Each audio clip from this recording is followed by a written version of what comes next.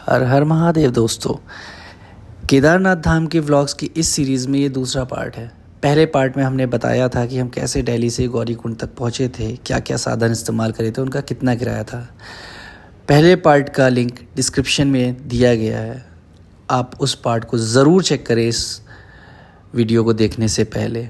और हाँ, ये वीडियो अगर आपको पसंद आए तो लाइक शेयर सब्सक्राइब करना बिल्कुल ना भूलें, क्योंकि इस वीडियो में हम बताने वाले हैं कि कैसे हमारी यात्रा गौरीकुंड से शुरू हुई और पैदल चढ़ते चढ़ते हसीन वादियों, झरनों और ग्लेशियर, हरे भरे पेड़ पौधे, ये सब देखते देखते देखते देखते कब हम मंदिर पहुंच गए पता नहीं चला। तो जुड़े रहिएगा हमारे साथ इस व्लॉग में आखिरी तक। गुड मॉर्निंग दोस्तों, सुबह के बजे हैं 6:30 और हमारी जो टीम है, साथ वाले हमारे दोस्त हैं, वो सुबह 4 बजे से हम लोगों को जगाए पड़े, उठो उठो उठो, चलना है चलना है चलना है। और अभी इनकी हालत ये है, सुबह 4 बजे से जगाने वालों की हालत अभी ये है। ये प्रखर सुबह 4 बजे से, ये 4 बजे से 4 बजे से ये चलो चलो कर दिए एकदम। और अभी खुद एक में से इनमें से कोई तैयार नहीं है, पर आप 10-15 मिनट में सब रेडी होकर निकल रहे हैं। हम लोग कुछ नाश्ता वाश्ता करेंगे, उसके बाद हम लोग अपना ट्रैक शुरू करेंगे। सोच रहे हैं जितना जल्दी निकल जाए उतना अच्छा है, क्योंकि मौसम आज खुला हुआ है, धूप निकल रही है। धूप निकल आएगी तो फिर पैरों में इतनी थकान नहीं होती, लेकिन सांस फूलने लगती है। गर्मी जब धूप लगती है तो फिर थकान भी उतनी ज़्यादा लगती है। और जितना ठंडे ठंडे मौसम में पहुँच जाए उतना अच्छा है।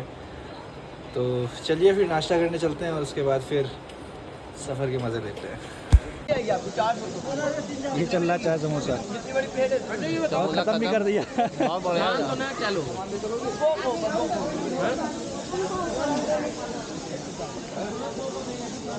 सुबह का ये माहौल है कि भीड़ भाड़ है, लोग आ रहे हैं। इतना स्लो क्यों बोल रहा है? हम स्लो ही बोलते हैं यार। क्यों? 2 साल में कह रहा हूं शांत होना। ये हमारा कुली है, कुली है हमारा। कैसे कैसे सामान लेके चलिए, साथ हो ना सब लोग। हाँ, ये भी रख दो। अभी हाजिर भाई हम लोग कब आएंगे? कुछ है भी नहीं, यही जबरदस्ती आप रख रहे हो। ये लीजिए, नाम बताओ। नाम आप लिखिए, अभिषेक चौरसिया।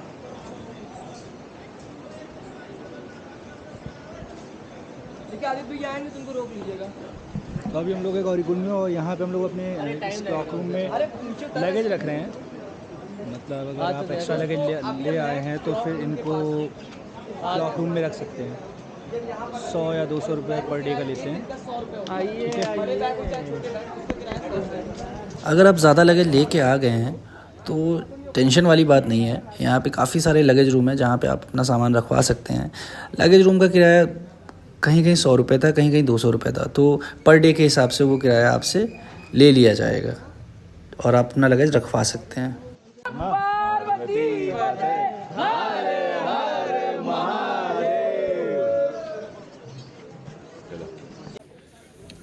तो महादेव का जयकारा लगा के हम सब ने किए अपने बैग पैक और हिम्मत बांध के अपनी यात्रा शुरू की, जो कि कुछ देखने में ऐसी थी। 2 बार ये ट्रैक कर चुका हूँ, लेकिन हर बार मुझे पहली बार जब मैंने ये ट्रैक किया था तो वही मंजर याद आता है और फिर अंदर से थोड़ा दिल घबरा भी जाता है। लेकिन फिर बाबा का जब नाम लेता हूँ तो हिम्मत भी आ जाती है। शुरुआत में बहुत इजी लगता है, सब सही लगता है, और जैसे जैसे ऊपर बढ़ते हैं दम फूलने लगता है। और फिर लास्ट टाइम की मेमोरीज याद आने लगती है, क्या क्या हुआ था, हालत ख़राब हो गई थी। तो अभी हमने पहला चेक पॉइंट क्रॉस किया है और हम लोग आगे बढ़ गए। अब आगे चलते चलते आपको पूरे ट्रैक के नज़ारे दिखाएंगे। सुबह के बज गए 8 और फाइनली हम लोग पहुंच गए हैं गेटवे ऑफ गौरीकुंड। देख रहे हैं यहाँ से ही पूरा शुरू होता है ट्रैक। ये गेट पहले नहीं बना था, अब बन गया है और यहाँ से अपना ट्रैक शुरू होता है मेन। तो खुशी आपको समझ आ ही रही होगी। और ये खच्चर, इनसे तो बच के रहना भाई, इनके रास्ते में ही मत पड़ना। जिधर जा रहा हूँ उधर सामने पड़ना ही नहीं, क्योंकि इन्हें सिर्फ अपना रास्ता पता है और इनके रास्ते में जो भी आता है उसको टक्कर मार लेता है। गौरीकुंड में जहाँ आपका होटल होगा उससे कुछ ही दूरी पर है, मतलब कि 500-600 मीटर आगे जाके पड़ता है।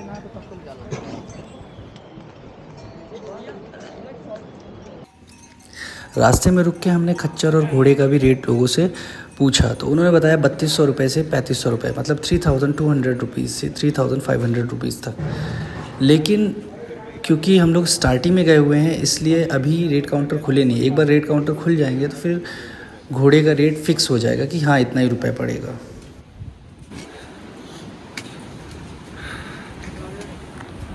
तो रेट काउंटर अभी खुला नहीं है, बट अंदाजे से बता रहे 3200 से 3500 रुपये खच्चर के। मन पक्का करके आओ यार, खच्चर क्या ज़रूरत।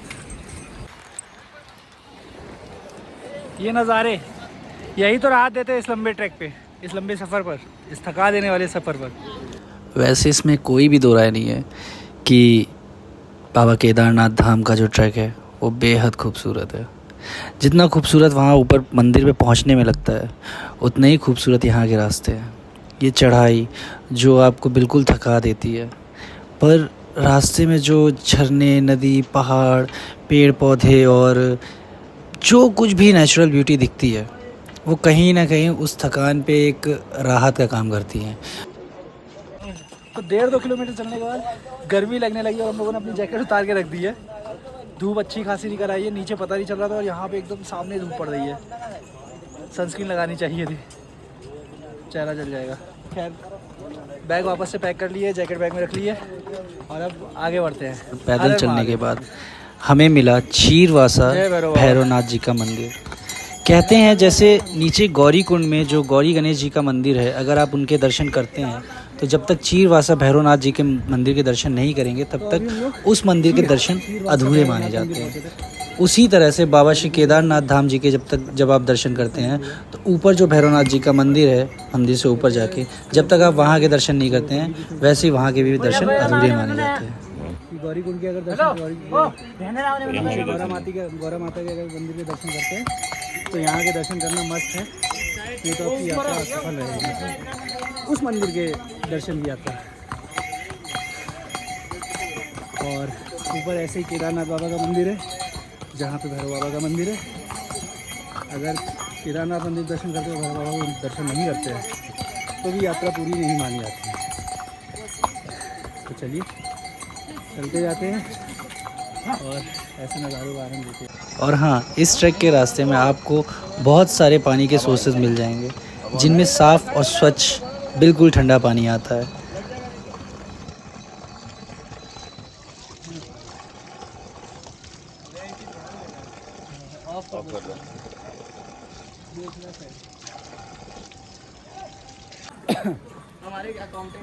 गौरी कुंड से यात्रा शुरू करी थी और 3 किलोमीटर बाद हम लोग जंगल चट्टी आ चुके हैं। जंगल चट्टी एक छोटा सा मार्केट टाइप का है। मार्केट क्या मतलब, देख लीजिए, छोटी मोटी दुकानें हैं और ये पुलिस चौकी है जंगल चट्टी की। तो ये 3 किलोमीटर है केदारनाथ गौरी कुंड से। और यहाँ पे अभी हम लोगों ने थोड़ा सा स्टे लिया है, कुछ खा लें, चाय वगैरह पी लें, मैगी वगैरह खा लें, तो स्टे लिया उसके लिए और थोड़ी सी एनर्जी आ जाए। उसके बाद फिर आगे बढ़ेंगे और बाबा के पास पहुंचते हैं दर्शन करने। जंगल चलती से हम लोग मैगी खा के, चाय पी के निकल चुके हैं। आधा किलोमीटर ऊपर भी आ गए। भीम वाली 1.5 किलोमीटर है भैया। भीम वाली 1.5 किलोमीटर। भीम वाले ऐसे ही ईश्वर का नाम लेते रहो और आगे बढ़ते रहो।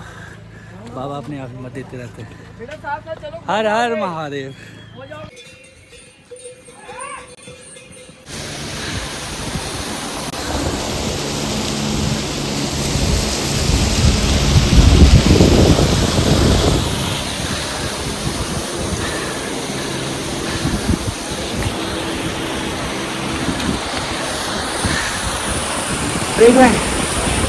ऐसे वाटरफॉल, ऐसे हरे भरे पेड़ और ये पहाड़, पूरी थकान का हाल है ये। ऐसा लगता है थकान ख़त्म हो जाती है सब देख के।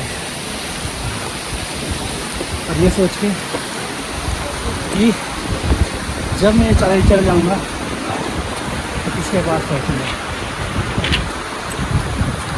हर हर महादेव।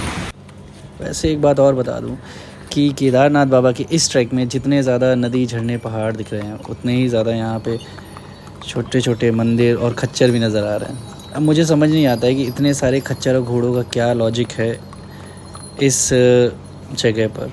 मतलब आप सामान ढोने के लिए, सामान ले जाने के लिए इनका प्रयोग कर सकते हैं, पर अगर आप सक्षम हैं तो इनका प्रयोग क्यों करना है यार ऊपर तक जाने के लिए। लोगों से ज़्यादा यहाँ घोड़ों की संख्या है। सही है या गलत पता नहीं, शायद इतने लोग आते हैं तो उनकी सुविधाओं के लिए भी यहाँ पे उस तरह से बंदोबस्त करना पड़ता है इसलिए। पर क्या ये ज़रूरी है? मतलब सिर्फ कुछ लिमिटेड लोगों के लिए ये होने चाहिए ये चीज़, ये सुविधाएं, जैसे कि किसी को चलने में समस्या है या किसी समस्या के चलते जो मंदिर तक नहीं पहुंच सकते, पर हर किसी के लिए ये चीज़, या तो आराम देख लीजिए या भगवान।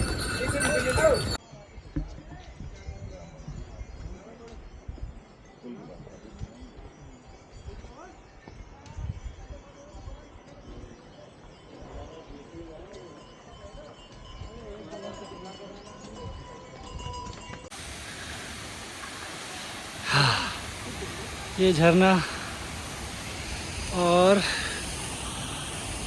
वो देखिए छोटे छोटे घर बने हुए हैं ये चोटियों को पार करके, और वो चोटी है बर्फ़ वाली, उसी के नीचे की तरफ मंदिर है। जो मंदिर के पीछे चोटी दिखती है ये वही चोटी है, मुझे ऐसा लगता है। I am not confirm but शायद ये वही चोटी है जो मंदिर के पीछे की तरफ दिखती है। हर हर महादेव। जाहिर सी बात है, ऐसे खूबसूरत झरने और ऐसे खूबसूरत पहाड़ हमेशा अट्रैक्ट करते हैं, हमेशा अपने पास बुलाते हैं। ठीक है, इसको एंजॉय करिए, जाइए पास जाइए, इनके फ़ोटो वोटो खिंचाइए, पर ध्यान रखिए इसके आसपास बहुत सारी फिसलन भी है, पत्थर भी है छोटे मोटे, अगर फिसल गए तो चोट भी आ सकती है। तो सफ़र का मज़ा लीजिए लेकिन सावधानी पूर्वक। तो अभी हम लोग पहुँचने वाले हैं रामबाड़ा। मेरे पीछे एक ये छोटा सा वाटरफॉल है और ये पीछे मंदाकिनी नदी बहती है, और वो रामबाड़ा का पुल है। जब 2013 में त्रासदी आई थी तो ये रामबाड़ा पूरा बह गया था, वो पुल भी बह गया था और ये सब बह गया था। पता नहीं उससे पहले ये कैसा लगता होगा, और चलिए अभी दिखाते हैं कि रामबाड़ा अब कैसा लगता है। नया पुल बन रहा है रामबाड़ा पे, ये अभी कंप्लीट नहीं हुआ, आधा बन गया है। शायद कुछ दिनों में ये पुल कंप्लीट हो जाए इस यात्रा के दौरान ही। और फ़िलहाल तो ये पुल चालू नहीं है, हम लोग अभी पुराने पुल से जाएंगे, और बहुत देख के चलना पड़ेगा इधर।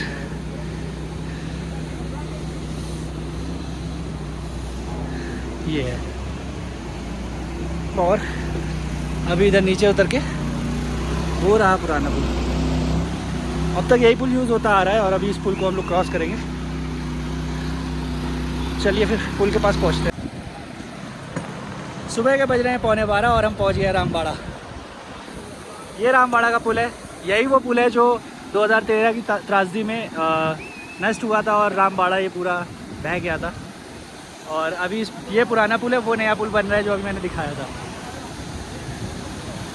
और फिलहाल ये पुराने पुल से शायद मेरी आवाज़ धीमे आ रही हो, नदी हो। यूँ ही नहीं कहते केदारनाथ में स्वर्ग है, बस स्वर्ग है यहाँ पे। ये ऐसी खूबसूरती, ऐसा सुकून, और जहाँ पे स्वयं महादेव विराजमान हो, वो जगह स्वर्ग से कम वैसे भी नहीं हो सकती है।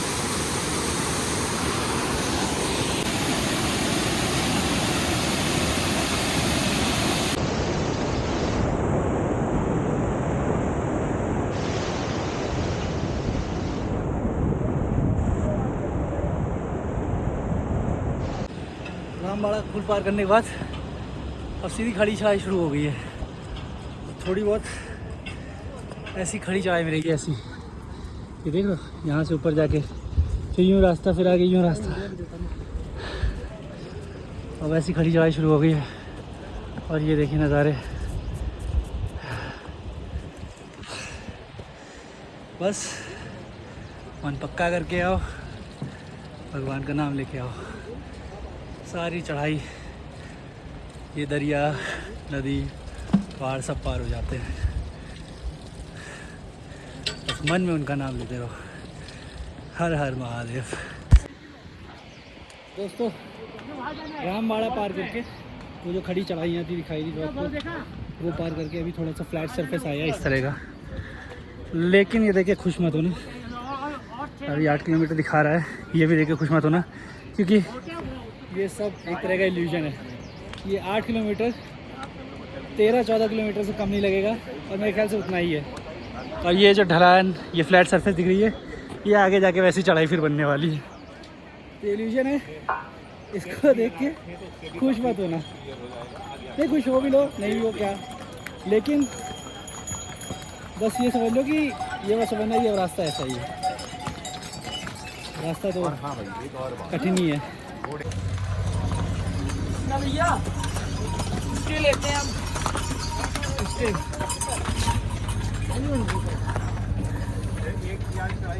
कम से कम मैंने 8 या 9 किलोमीटर का ट्रैक कर लिया है। रामबाड़ा भी क्रॉस हो गया हूँ। समझ नहीं आता इतनी हाइट पर ट्रैक्टर का सैकड़ों हज़ारों घोड़ों का क्या काम। हाँ मतलब एक रिक्वेस्ट करना चाहूँगा सबसे कि यार सक्षम हो तो ही आओ, इन बेजुबानों को परेशान मत करो, ठीक है।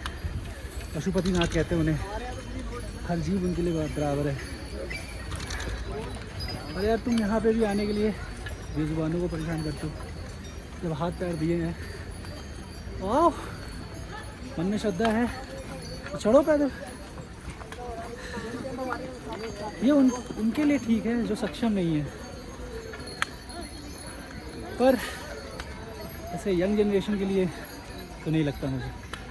साथ ही हम इन पहाड़ों को, रास्ते में जितने नदी झरने दिखे उनको सबको ख़राब कर रहे हैं, और पता नहीं अपनी आने वाली जनरेशन को क्या देंगे। सोचिए इस बारे में, और अगर मेरा विचार आपको सही लगे तो इस बात को शेयर भी करें।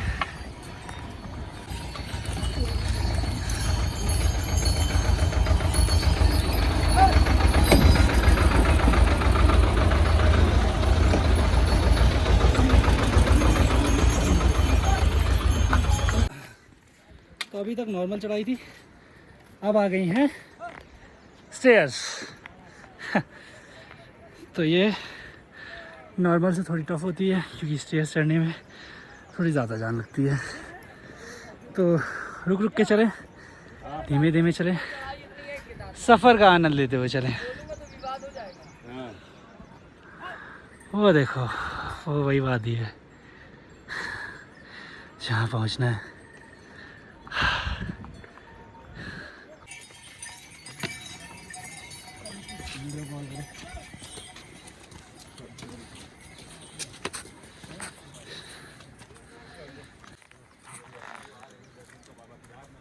इस ट्रैक पे आने तक झरने देख लिए, पहाड़ देख लिए, हरे बड़े पेड़ पौधे देख लिए, सब कुछ देख लिया। बचा था तो ये ग्लेशियर, ये भी देख लिया।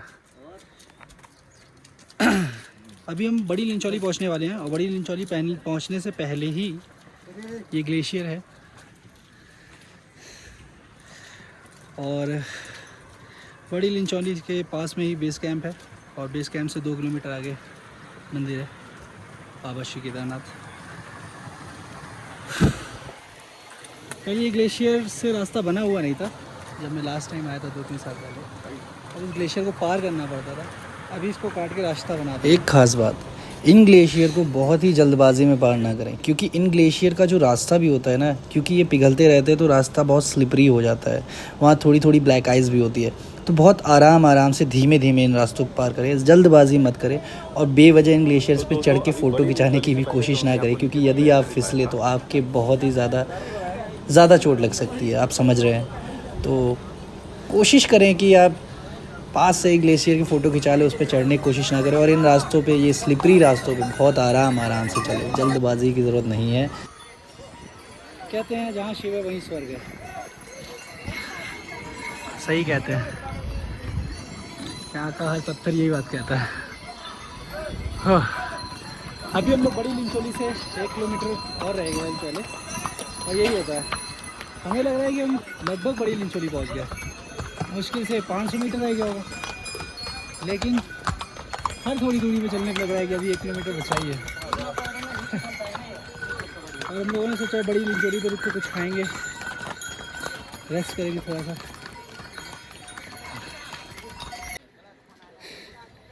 बड़ी लिंचोली से पहले हमें कुछ टेंट दिखाई दिए हैं ये,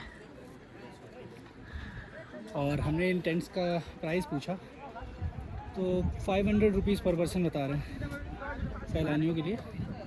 जैसे अगर आपको रुकना है तो शायद एक टेंट में 2 लोग रुक सकते हैं, 2 लोग का टेंट है तो 500 रुपीज़ पर पर्सन, मतलब कि एक टेंट अगर पूरा बुक करते हैं 2 लोग आप मिलके तो 1000 रुपये पड़ेगा। अब धूप कम हो गई है, बादल भी हो गए,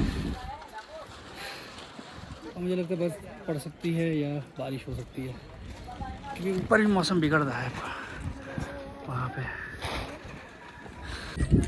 तो बड़ी लिंचोली से जस्ट पहले एक और ग्लेशियर मिला हमें बड़ा सा, जो कि कुछ ऐसा है नीचे तक, और इस ग्लेशियर के नीचे नदी बह रही है। तो एंजॉय करिए, बट इसके ऊपर जाने की कोशिश ना करें क्योंकि फिसल सकते हैं और चोट भी लग सकती है।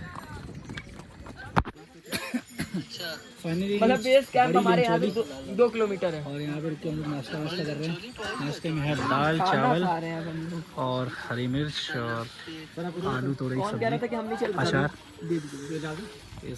ट्रैक पर रास्ते में कई सारी आपको दुकानें मिलेंगी जहाँ पे आपको खाने के लिए अच्छी अच्छी चीज़ें जैसे दाल चावल, कड़ी चावल, सब्ज़ी, रोटी, पराठे या फिर मैगी, ये सब मिल सकता है। और उसके अलावा आपको अगर आप थक जाते हैं तो अपनी एनर्जी कंज्यूम करने के लिए आपको नींबू पानी, शरबत, इन सब की भी छोटी मोटी दुकानें मिल सकती हैं।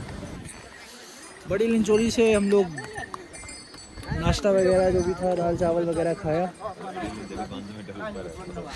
500 मीटर ऊपर ही सही, मतलब बड़ी लिंचोली है हमारे लिए यहाँ से।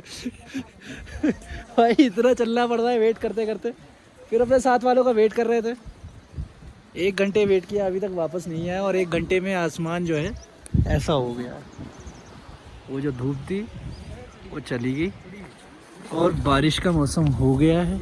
मेरे ख्याल से ऊपर बारिश हो रही होगी, या हो सकता है स्नोफॉल भी हो जाए, क्योंकि 3-4 दिन पहले स्नोफॉल हुई थी।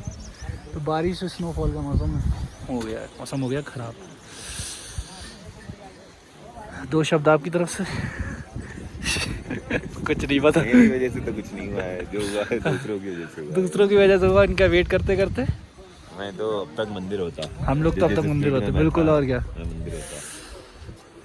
हम भी खींचे जा रहे हैं भैया के साथ साथ, स्पीड पकड़ के फिर से वही स्पीड बनानी फिर से पड़ेगी। वही स्पीड बढ़ानी पड़ेगी, आना और खाना। चलो अब इसी मौसम के साथ बढ़ते, मौसम वैसे अच्छा ही है, धूप चली गई है, ठंड बढ़ गई है, हवा तेज़ हो गई है, बारिश हो रही है, मतलब बारिश ऊपर हो रही है।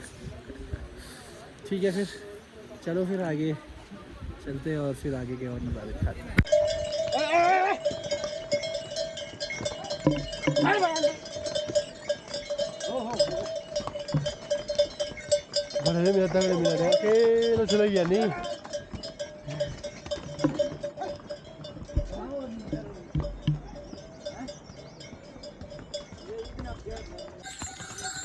तो अभी हम लोग पहुंच गए हैं बेस कैंप, मतलब बेस कैंप पहुंचे नहीं है, बेस कैंप से 1 किलोमीटर पहले है, लेकिन बस ऐसे दिल को तसल्ली दे लेते हैं कि हाँ यहाँ पहुंच गए।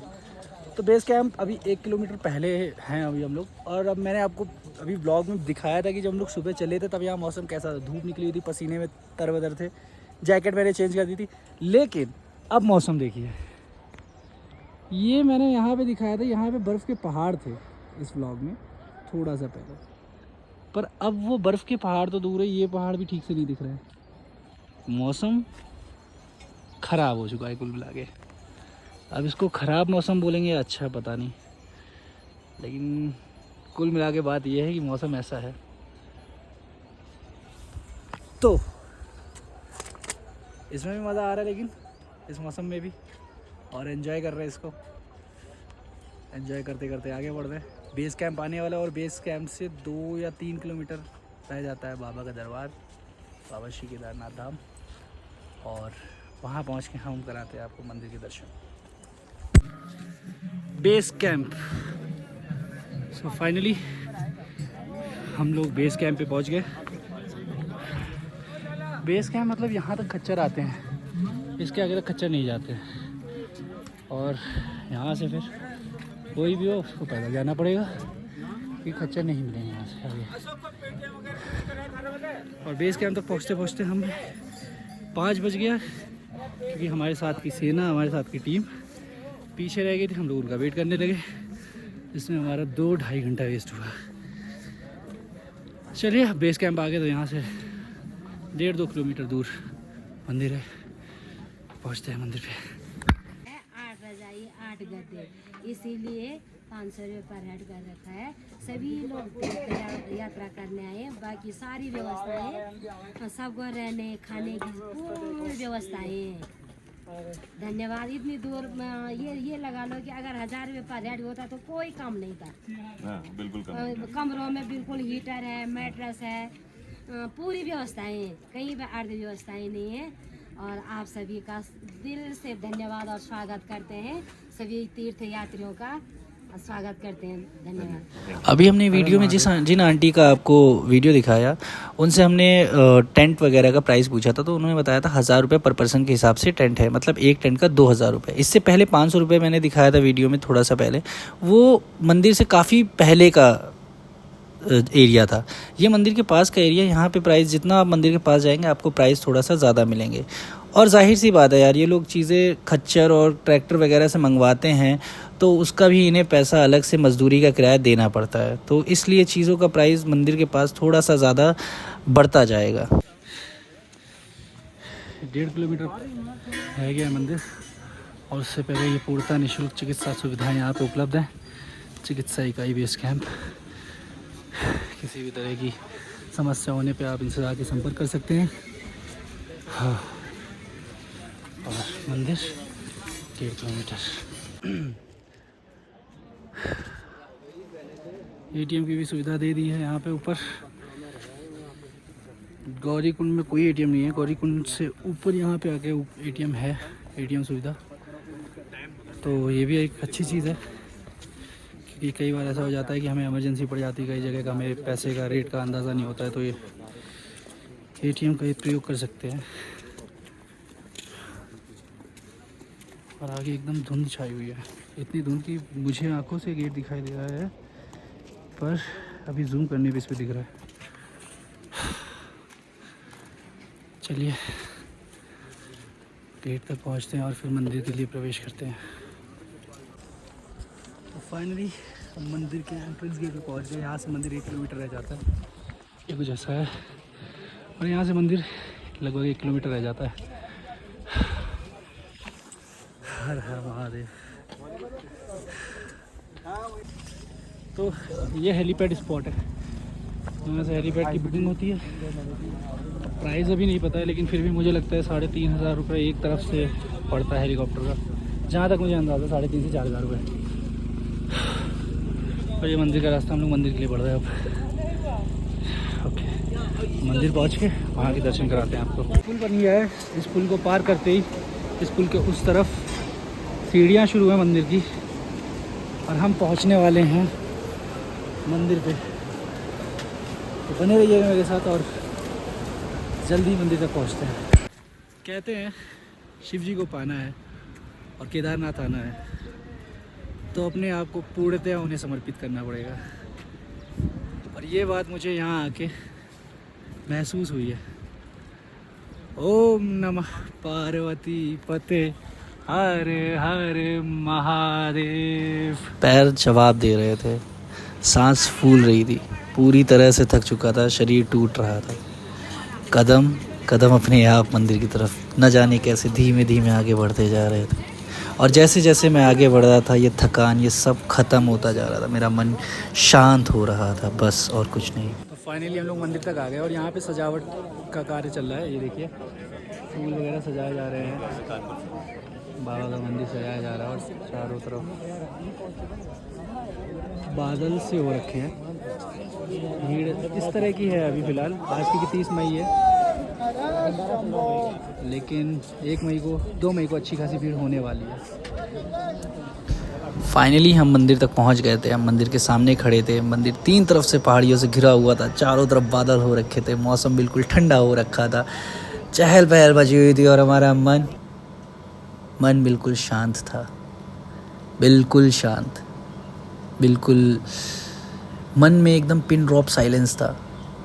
कुछ भी सुनाई नहीं दे रहा था, मन में सिर्फ कुछ चल रहा था तो ओम नमः शिवाय, ओम नमः शिवाय, बस इतना ही चल रहा था। पता नहीं क्यों मैं जब भी वहाँ जाता हूँ तो बहुत एक्साइटेड होता हूँ जाने के लिए, जब भी यहाँ आना चाहता हूँ बहुत एक्साइटेड, लेकिन जब यहाँ आ जाता हूँ तो बस शांत सा हो जाता हूँ, मतलब जैसे हिप्नोटाइज हो गया हूँ।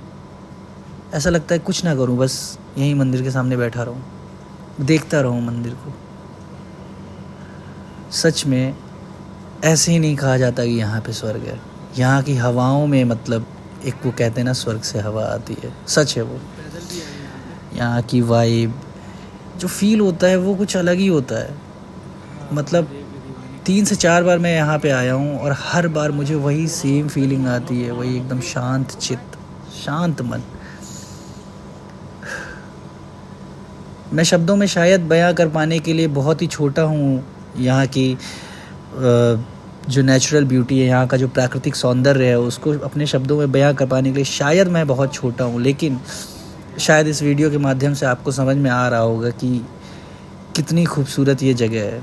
और अभी इस व्लॉग में जब मैं आगे का पार्ट दिखाऊंगा, जब महादेव की पालकी नीचे से ऊपर आएगी और जब दरबार खुलेंगे मंदिर के, वो नज़ारा तो बहुत ही अलग होने वाला है। तो उस नज़ारे का आपको वेट करना पड़ेगा और अगले व्लॉग का इंतज़ार करना पड़ेगा। फ़िलहाल इस व्लॉग को यहीं समाप्त करते हैं और अगर आपको ये व्लॉग पसंद आया तो प्लीज़ लाइक शेयर सब्सक्राइब करना बिल्कुल भी ना भूलें। हर हर महादेव।